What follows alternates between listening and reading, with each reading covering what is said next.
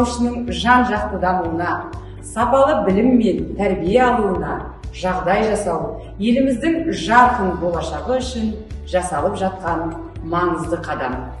Келешек мектеп жобасы шеңберінде бой көтерген жаңа оқу ғимараты шәкіртке шабыт, ұстазға қолдау, ата-анаға сенім білдіретін үлкен серпіліс. Осындай ауқымды, мәні терең жобаның жүзеге асуына себепші болған мемлекет басшысына және осы іске үлес қосқан барша жанға алғысым шексіз. Келешек мектеп ұлттық жобасы аясында білім беру ұйымдарының материалдық техникалық базасы жаңарып, заман талабына сай жаңа мектептер бой көтеруде.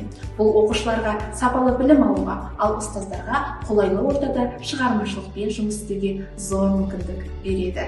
Осындай маңызды бастамаларды қолға алып, жүзеге асырып жатқан мемлекет басшысы Қасым-Жомарт Кемелұлы Тоқаевқа алғысымыз шексіз.